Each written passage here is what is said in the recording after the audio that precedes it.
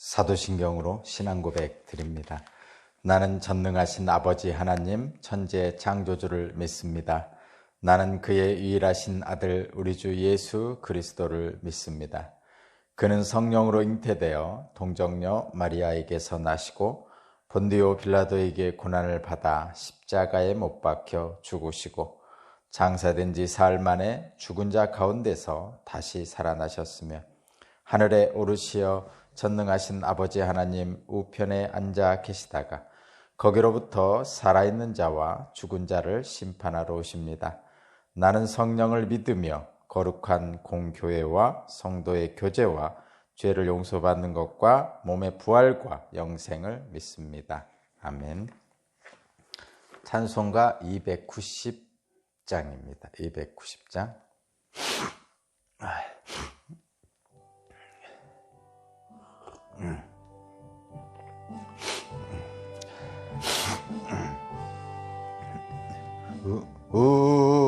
우리는 주님을 늘 배반하나 내 주 예수 여전히 날 부르사 그 참되신 사랑을 베푸시나니 내 형제여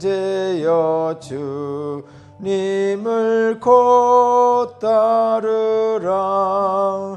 주 널 위해 비네 주 널 위해 비네 주 널 위해 비네 항상 비시네.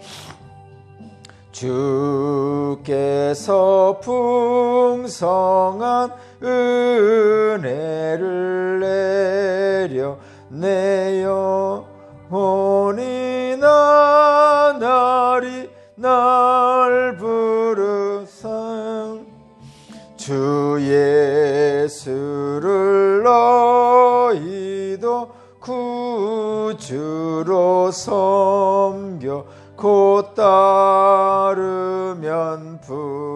풍성한 복 받겠네. 주 널 위해 비네 주 널 위해 비네 주 널 위해 비네 항상 비시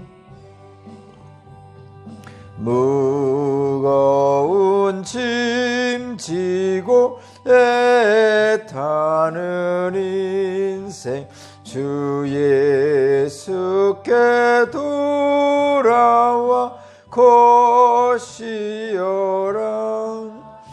내 주 예수 너희를 돌보실 때에 참 복락과 네가 넘치겠네. 주 널 위해 비네 주 널 위해 비네 주 널 위해 비네 항상 비시네. 아멘.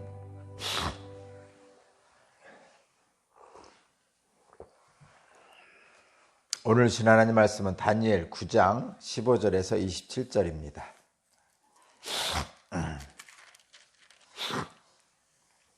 다니엘서 9장 15절에서 27절까지 말씀을 제가 봉독하겠습니다.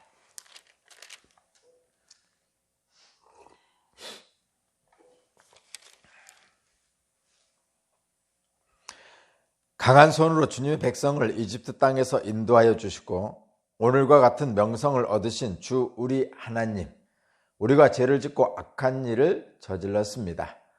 주님께서 지난날에 우리를 구하여 주셨으니 이제 주님의 성 예루살렘 곧 주님의 거룩한 산으로부터 주님의 분노를 떠나게 해 주십시오.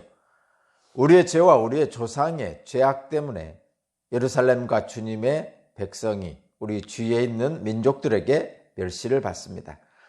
우리 하나님, 이제 주님의 종의 기도와 간구를 들어주십시오. 무너진 주님의 성전을 복구하여 주십시오. 성전을 복구하셔서 주님만이 하나님이시라는 것을 모두가 알게 해 주십시오. 나의 하나님, 귀를 기울이시고 들어주십시오.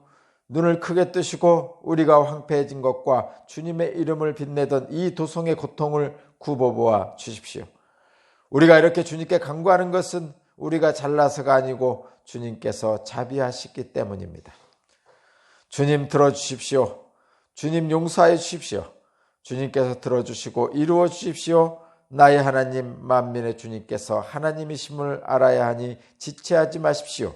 이 도성과 이 백성이 주님의 것이기 때문입니다. 내가 아직 아뢰어 기도하면서 나의 죄와 이 백성 이스라엘의 죄를 자백하고 나의 하나님의 거룩한 산 성전을 다시 회복시켜 주시기를 주 나의 하나님께 간구할 때에, 내가 이렇게 기도드리면서 아뢰을 때에 지난번에 환상에서 본 가브리엘이 내가 있는 곳으로 급히 날아왔다. 저녁 제사를 드릴 때였다. 그가 나에게 와서 설명해 주었다. 다니엘아, 내가 이제 너에게 지혜와 통찰력을 주려고 한다. 내가 간구하자마자 곧 응답이 있었다. 그 응답을 이제 내가 너에게 알려주려고 왔다. 네가 크게 사랑을 받고 있기 때문이다. 그러므로 그 말씀을 잘 생각하고 그 환상의 뜻을 깨닫도록 하여라. 하나님께서 너의 백성과 거룩한 도성에 이른 일의 기한을 정하셨다. 이 기간이 지나야 반역이 그치고 죄가 끝나고 속죄가 이루어지고 하나님이 영원한 의를 세우시고 환상에서 보신 것과 예언의 말씀을 이루시고 가장 거룩한 곳에 기름을 부으며 거룩하게 구별하실 것이다. 그러므로 너는 다음과 같은 사실을 깨달아야 한다. 예루살렘을 보수하고 재건하라는 말씀이 내린 때로부터 기름을 부어서 세운 왕이 오기까지 7일회가 지나갈 것이다. 그리고 62일회 동안 예루살렘이 재건되어서 거리와 성곽이 완성될 것이나 이 기간은 괴로운 기간일 것이다. 62일회가 지나간 다음에 기름을 부어서 세운 왕이 부당하게 살해되고 아무도 그의 임무를 이어받지 못할 것이다. 한 통치자의 군대가 침략해 들어와서 성읍과 성전을 파괴할 것이다. 홍수가 침몰되듯 성읍이 종말을 맞을 것이다. 피할 수 없는 전쟁이 끝까지 계속되어 성읍이 황폐하게 될 것이다. 침략하에 들어온 그 통치자는 뭇 백성과 더불어 한 일해 동안의 굳은 언약을 맺을 것이다. 그리고 한 일의 반이 지날 때에 그 통치자는 희생 제사와 예물 드리는 일을 금할 것이다. 그 대신에 성전의 가장 높은 곳에 흉측한 우상을 세울 것이다. 그것을 거기에 세운 사람이 하나님이 정하신 끝날을 맞이할 때까지 그것이 거기에 서 있을 것이다. 아멘.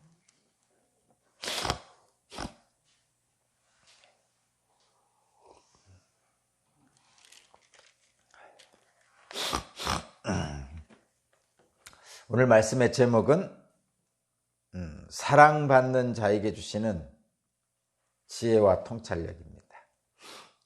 은총을 받은 자에게 주시는 지혜와 총명입니다. 제목이 사랑받는 자에게 주시는 지혜와 통찰력. 사랑받는 자는 오늘 본문에 의하면 다니엘이죠. 그리고 지혜와 통찰력은 가브리엘 천사가 전해주고 있습니다. 근데 언제 전해주고 있냐면 다니엘이 기도하고 있을 때죠. 근데 기도가 어떤 기도냐면 지금 고통받고 있는 이스라엘 백성들, 바벨론 포로로 끌려간 이스라엘 백성들을 회복시켜달라는 기도입니다. 이 회복시켜달라는 기도는 자신들의 죄악 때문에 심판을 받아서 바벨론 포로로 고통받고 있습니다라는 현실을 깨닫고 자신과 이스라엘 백성의 죄를 자백하면서 용서해달라고 하나님의 은총을 구하는 것입니다. 근데 그 용서의 증거가 성전의 회복이라고 그럽니다. 성전을 재건하는 거죠. 후에 스룹바벨을 통해서 이스라엘 성전이 회복되죠. 재건이 됩니다. 물론 바벨론 포로에서 귀환한 사람들을 통해서 이루어집니다. 그것을 기도하고 있죠. 그러니까 하나님은 이러한 다니엘의 기도를 응답하십니다. 그런데 이 다니엘을 뭐라고 표현하냐면 가브리엘 천사가 사랑받는 자, 은총을 입은 자라고 표현합니다. 저와 여러분이죠. 오늘 본문에서는 다니엘을 두고 하시는 말씀이지만 이 말씀을 읽는 저와 여러분, 이 말씀을 듣는 저와 여러분, 하나님의 이 말씀이 선포되는 자리에 있는 저와 여러분을 말합니다.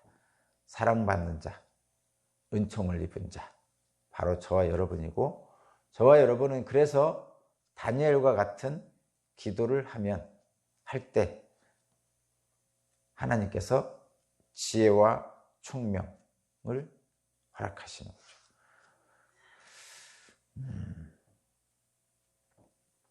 그런데 그 지혜와 총명을 허락하시는데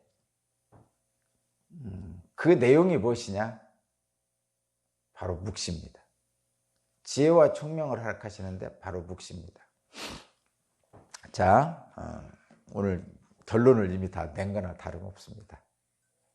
한번 살펴보겠습니다. 오늘 말씀의 첫 부분은 다니엘의 기도의 부분이죠. 어제는 다니엘의 기도의 앞부분을 했습니다. 그리고 오늘은 15절부터 19절까지 다니엘의 기도의 뒷부분이죠. 다니엘의 기도는 목적이 이스라엘의 회복입니다. 그죠? 바벨론 포로로 끌려가 있는 이스라엘 백성들을 예루살렘으로 돌아오게 하시고, 그 다음에 파괴된 성전을 재건하게 해달라는 것이죠. 그것이 바로 이스라엘의 회복을 위한 기도입니다. 다니엘은 그 기도를 하고 있고, 그 기도를 하기 위해서 자신과 포로로 끌려오기 전에 지었던 죄들에 대해서 자백하고 있어요. 그 자백과 함께 성전을 복구해달라는 기도를 하고 있습니다. 이 내용이 전체가 결국은 이스라엘의 회복이라는 결과를 이루어달라고 기도하고 있는 거죠. 근데 이스라엘의 회복은 출애굽 당시를 생각하면서 지금 기도하고 있습니다. 15절 처음에 회복의 하나님이 어떤 하나님이냐? 지금 바벨론 포로에서 고통받고 있는 사람들을 예루살렘으로 귀환시키고 파괴된 성전을 다시 복구시키는 그렇게 해주실 하나님이 어떤 하나님이냐면 출애굽을 행해 주신 하나님입니다. 거기 15절 보겠습니다. 강한 손으로 주님의 백성을 이집트 땅에서 인도해 내시고 오늘과 같은 명성을 얻으신 주 우리 하나님께 기도하고 있습니다. 출애굽의 하나님이 어떤 분입니까? 애굽에서 고통받고 있는 히브리 민족 이스라엘 백성을 불쌍히 여기셔서 적과 끓여 흐르는 가나안 땅으로 옮기신 거죠. 그러니까 종에서 자유인으로 옮겨주신 것입니다. 그 출애굽을 이루신 하나님이 또다시 은혜를 베풀어 주십시오 하고 간구하는 거죠. 그러니까 출애굽이라는 경험을 한 이스라엘 백성에게 또다시 하나님의 그 출애굽의 은혜를 경험하고 싶습니다. 이렇게 간구하고 있는 겁니다. 똑같죠. 출애굽과 이스라엘의 회복은 동일합니다. 출애굽은 애굽에서 가나안으로, 이스라엘의 회복은 바벨론에서 가나안으로입니다. 그리고 가나안에 들어가서 하나님의 성전을 지었죠. 마찬가지로 바벨론 포로에서 예루살렘으로 귀환한 후에 성전을 재건합니다. 출애굽의 하나님을 다시 한번 경험하고 싶습니다라고 기도하는 겁니다. 지금 바벨론의 종살이에서 다시 예루살렘의 자인으로 가게 해달라고 간구하는 거죠. 저 여러분의 기도도 그런 것입니다. 늘 출애굽을 행하셨던 그 하나님이 바로 지금의 우리 하나님입니다. 바벨론 포로에서 구해주셨던, 그리고 성전을 회복시켜 주셨던 그 하나님이 바로 지금 저와 여러분의 하나님입니다. 저와 여러분도 그런 동일한 은총이 있으시길 바랍니다. 그렇게 기도하고 있는데 기도는 두 가지로 하고 있어요. 지금 자기의 죄와 조상들의 죄를 자백하고 죄를 인정해야 됩니다. 이게 죄를 인정하지 않으면 그 다음 진행이 안 됩니다. 변명하면 진행이 안 됩니다. 근데 우리 인간들은 죄를 늘 변명을 하죠. 근데 하나님 앞에서는 변명할 필요가 없습니다, 여러분. 왜 하나님 앞에서는 변명할 필요가 없습니까? 잘 보면요, 사람들 관계에 있어서는 누가 나의 죄를 지적하잖아요. 그럼 기분이 나쁘죠. 근데 하나님이 저와 여러분의 죄를 지적하면요, 그건 기분이 나쁘지 않습니다. 그래서 다른 사람 앞에 내 죄를 드러내는 것은 고통스럽습니다. 왜냐하면 다른 사람 앞에 내 죄를 드러내는 것은 나 자신을 깎아내리는 거잖아요. 그런데 하나님 앞에 내 죄를 드러내는 것은 사실은 고통스럽지 않습니다. 사람에게 내 죄를 드러내는 것과는 다릅니다. 왜 다르죠? 제가 거듭 말씀드립니다. 사람은요, 나와 같이 옆에 있는 사람이에요. 동등한 사람. 그리고 저 사람은 믿을 수가 없어요. 왜죠? 나와 같은 인간이에요. 나를 내가 믿을 수 없는 것처럼 저 사람도 믿을 수 없는 사람입니다. 그래서 어떻게 하는 거죠? 하나님의 긍휼을 받아서 나를 사랑하시는 하나님의 긍휼을 받아서 내가 사랑받잖아요. 그런 것처럼 저 사람도 사랑받아야 되는 사람이에요. 같은 위치에 있단 말이에요. 그래서 저 사람에게 내 죄를 지적받든가 내가 저 사람에게 내 죄를 자백하는 것은 고통스러운 일입니다.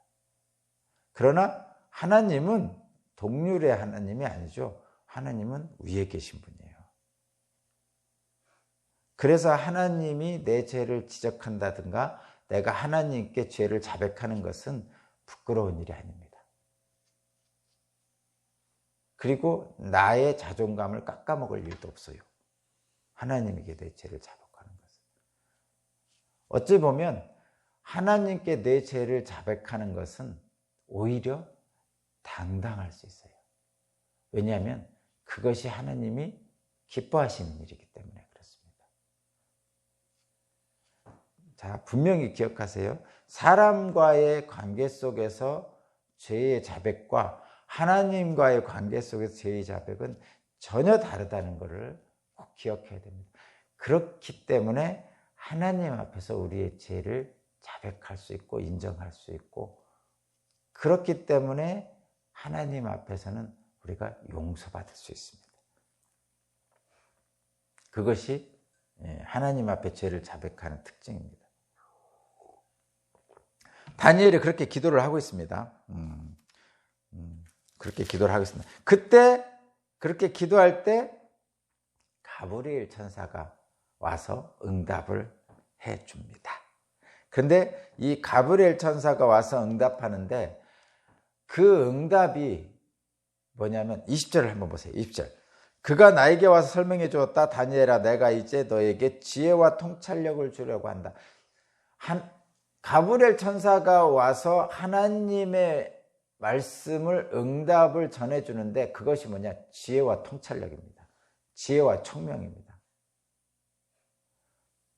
근데 이 지혜와 총명이 뭐냐면 그 밑에를 쭉 읽어보면요. 23절부터 쭉 읽어보면요. 바로 묵시를 주시는 하나님의 뜻입니다. 묵시를 주시는 하나님의 뜻입니다. 자, 한번 이제 결론은 나중에 내리고 한번 보겠습니다. 천사 가브리엘이 응답하는데 어떻게 응답하냐면 24절을 한번 읽겠습니다. 24절. 여기서부터는 24절 이 부분은 24절, 25절, 26절, 27절까지는 이게 묵시라서 여러분 잘 읽어야 됩니다. 잘 읽어야 됩니다. 묵시입니다. 24절만 먼저 보겠습니다. 하나님께서 너희 백성과 거룩한 도성에 이른 이래의 기한을 정하셨다. 이 기간이 지나가야 반역이 그치고 죄가 끝나고 속죄가 이루어지고 하나님이 영원한 의를 세우시고 환상에서 보이신 것과 예언의 말씀을 이루시고 가장 거룩한 곳에 기름을 부으며 거룩하게 구별하실 것이다. 아멘. 먼저 전제를 잘 깔고 들어갈 것은 뭐냐면 전제를 잘 알아야 될 것은 뭐냐면 여기 이른 이래라고 거였잖아요. 거의 이른 이래의 기한을 정하셨다 이렇게 됐잖아요. 이른 이래면 우리가 언뜻 보면 70주?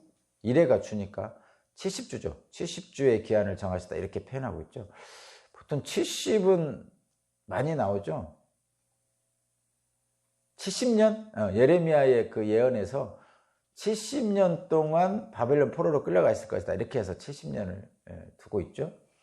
그 70년과 어떻게 보면 상징적인 의미에서 같습니다. 이 70일이라는 것은 70주. 근데 여러분 바벨론 포로 70년간의 바벨론 포로는 물론 인간에게 주어진 70년이니까 분명하게 70이라는 숫자가 맞기도 하고 또 거기에 조금 더 보완돼야 되고 그렇습니다. 왜냐하면 바벨론 포로가 기환하는데 70년에 딱 한 번 이루어진 게 아니고요.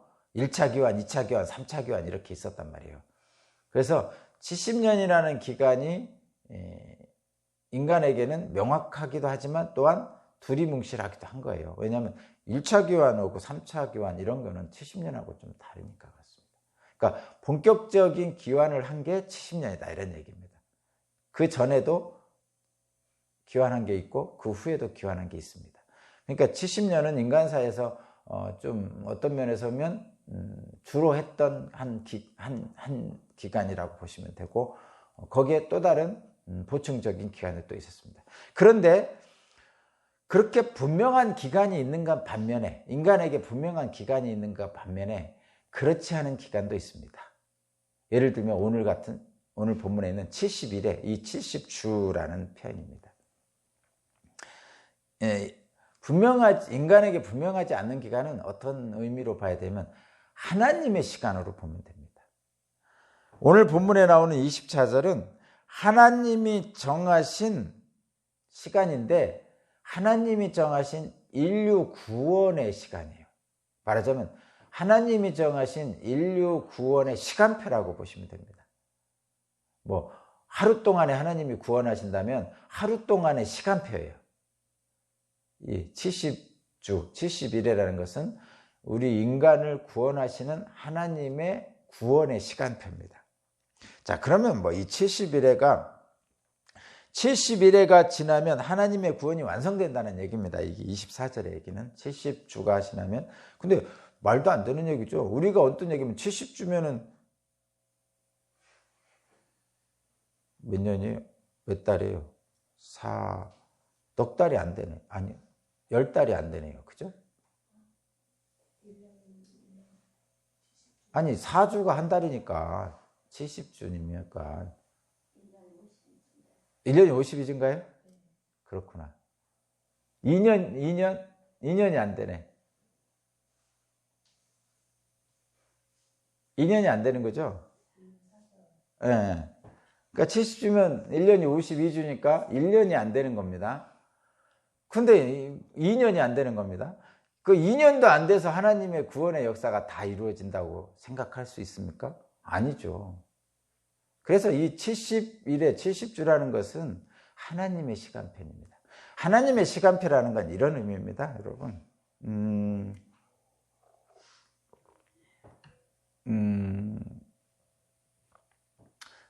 베드로 후서에 그런 표현이 있죠. 하나님에게는 하루가 천년 같고 천년이 하루 같다, 이렇게 표현합니다. 하루가 천년 같고 천년이 하루 같다, 이렇게 표현합니다. 근데 이 표현은 하나님의 시간과 우리 인간의 시간이 다르다는 것을 표현합니다. 이 다르다라는 얘기는 이런 겁니다. 우리 인간들은요, 시간과 공간 안에 있어요. 아인슈타인의 그 과학자 아인슈타인의 상대성 이론에 의하면 시간과 공간에 대한 이론이거든요. 그게 과학적 이론입니다. 우리는 잘 모르죠. 근데 인간이 과학을 통해서 이룬 업적 중에 아인슈타인이 만든 상대성 이론이라는 이론을 통해서 무엇을 인간들에게 알려줬냐면 시간과 공간이 서로 작용을 하고 있다는 거예요. 그래서 시간도 늘어졌다가 짧아졌다가 하고 공간도 휘어졌다가 굽어졌다가 하고 그런답니다. 잘 모르겠어요, 과학에 대해서. 그런데 하나님의 시간과 인간의 시간은 다를 수 있다는 것을 그 아인슈타인의 상대성 이론에 따라서 받아들일 수가 있습니다, 실제로. 그러면 이 뜻은 뭐냐면, 하나님의 시간과 인간의 시간이 다르다는 것은 뭐냐면, 여러분, 이렇게 생각해야 돼요. 하나님의 시간, 하나님의 영원함이 천년 만년 계속된다, 이것이 아닙니다, 여러분. 하나님의 영원한 시간, 이거는 천년 만년 계속된다, 이런 뜻이 아니고요. 하나님은 시간의 제약을 받지 않는다. 왜? 시간과 공간 밖에 계신다는 거죠. 하나님의 영혼은 인간들이 생각하는 영혼이 아니에요.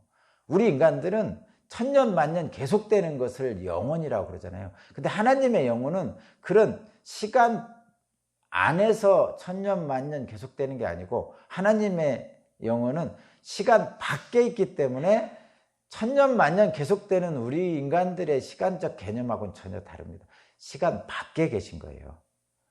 그러면 뭐냐, 하나님의 영혼은 인간들처럼 시간 안에서 천년 만년 계속되든 말든 이런 시간의 제약을 받지 않는 시간 밖에 계시기 때문에 시간의 제약을 받잖아요. 그래서 저와 여러분은 시간적으로 공간적으로 자유롭지 못해요. 시간과 공간의 제약을 받고 있단 말이에요. 저와 여러분이 지금 여기에 있으면 이 시간에 미국에 있지 못해요. 동시에 다른 공간에 같은 시간대에 있지 못해요. 그것이 시간과 공간의 제약을 받는 저와 여러분이에요. 근데 하나님은 그런 제약이 없어요. 왜냐하면 시간과 공간의 밖에 있기 때문에. 그래서 동시에 같은 시간에 미국에 있을 수도 있고 지금 여기에 있을 수도 있는 거예요. 근데 그런 게 어떻게 가능합니까? 인간은 불가능합니다. 인간은 본시 시간과 공간 안에서 만들어진 인간이기 때문에 안 됩니다. 그러나 하나님은 가능하신 거죠.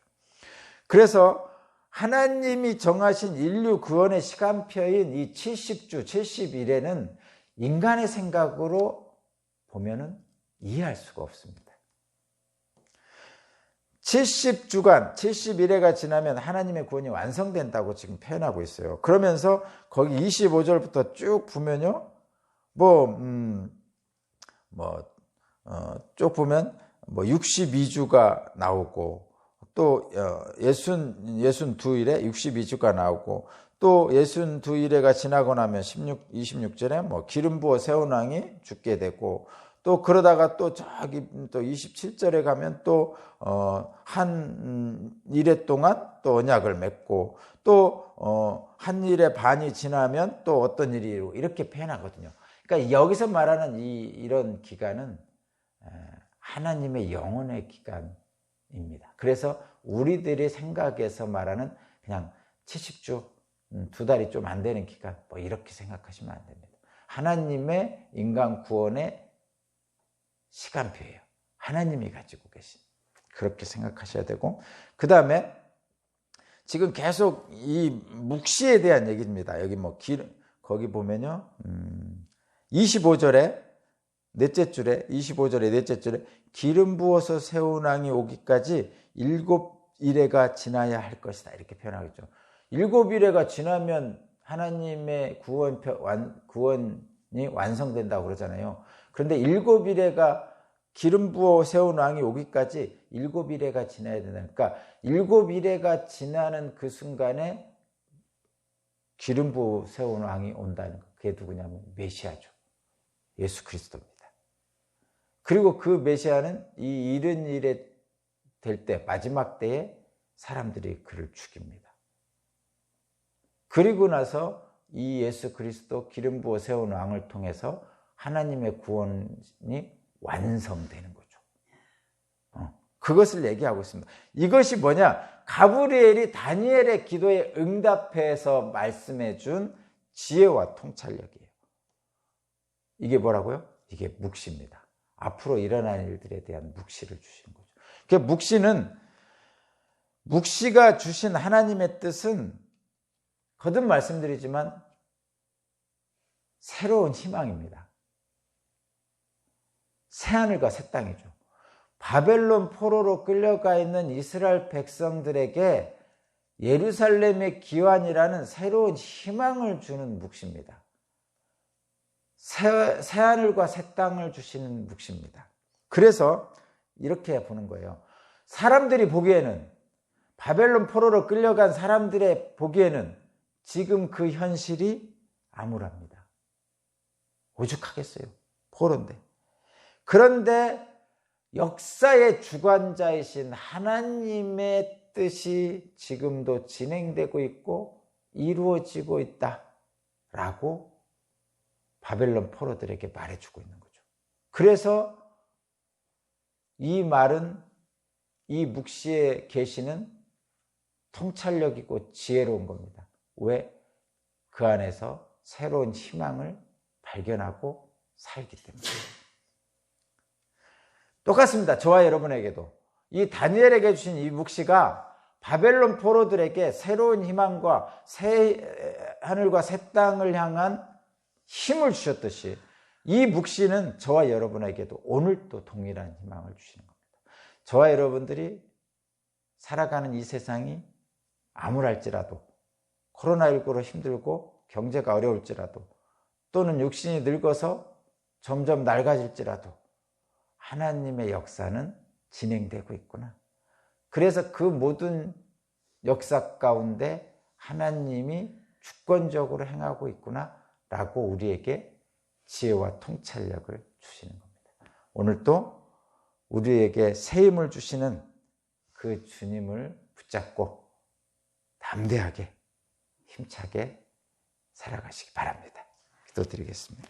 은혜와 자비가 충만하신 하나님, 다니엘을 구원하신 하나님, 출애굽하신 하나님, 이스라엘을 회복하신 하나님, 오늘 우리에게도 동일한 은총을 주시는 그 하나님을 믿고 나갑니다. 우리 오산교회 모든 교우들 한 사람 한 사람 축복하시고 오늘 하루도 힘차게 새하늘과 새 땅을 향해 나아가는 우리 모두가 되게 하여 주옵소서. 감사드리며 예수 그리스도 이름으로 기도합니다.